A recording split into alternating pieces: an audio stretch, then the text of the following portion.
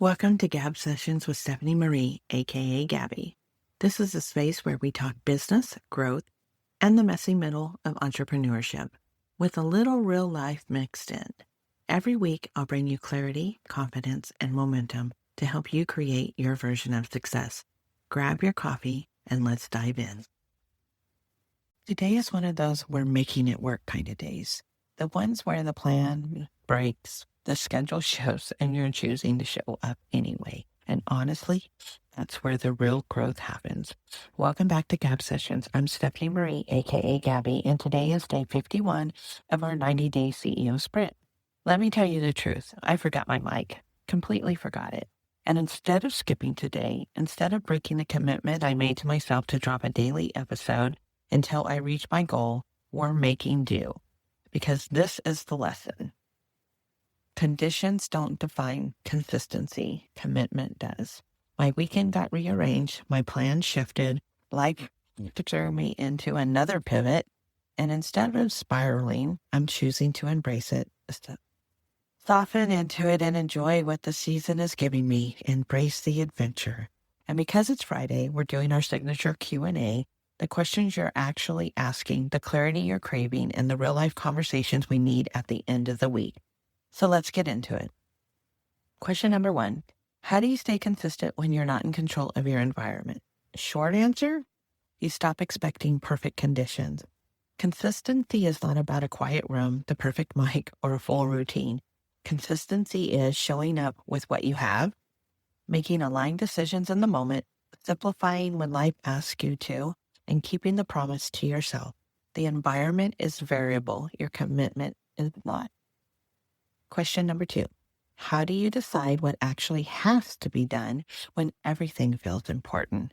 This is where clarity saves you. Ask yourself, if I could only do one thing today that moved me forward, what would it be?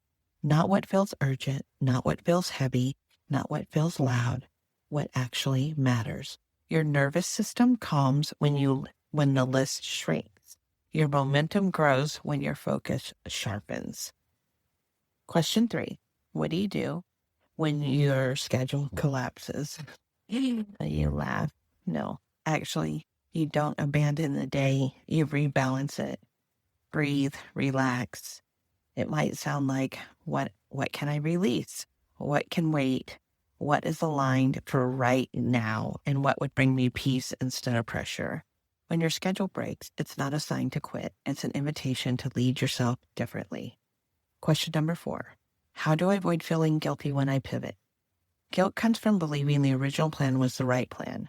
But the right plan is the one that supports your energy, your well-being, your clarity, your commitments, your capacity. Guilt dissolves when you realize pivoting isn't failure. It's emotional intelligence. Question number 5. What if the momentum feels slower than I want? Then you're human. Momentum doesn't disappear, it fluctuates. The goal isn't speed, it's direction. When you're moving in alignment, even slowly, you're still moving forward. You're still moving towards your version of success, and slow momentum is still momentum. And now, let's talk about love languages. I know, kind of a weird topic, but it came up today when I was talking with a friend. I've been thinking about love languages this week, not in the romantic sense, but in the business sense. If love languages show how you receive affection, then appreciation languages show how you receive acknowledgement, support, and motivation in your work. It's a real thing. There are appreciation languages like words of affirmation, time and attention, acts of service, gifts or rewards, money, financial acknowledgement, opportunities or growth, autonomy, and recognition. And here's mine. If we're being honest, money and reward. Not because money is everything, but because to me, it signals value, respect, and alignment. It represents energy returned, impact created, and clarity honored. Gives me leverage. Leverage gives me time. And time is my most valuable resource. What about you? What is your appreciation language in business? What makes you feel valued, motivated, acknowledged, and seen? Send me a message or text me. I genuinely want to know. So, Friday reflection. Ask yourself, how do I show appreciation to myself, not just others, when I'm showing up imperfectly but consistently? That question alone can shift your entire relationship with your work. Stay aligned, stay grounded, and keep creating your version of success. Thanks for listening to Gab Sessions with Stephanie Marie. If today's episode gave you clarity, confidence, or momentum, hit subscribe and share it with a friend who needs it too. Want to go deeper?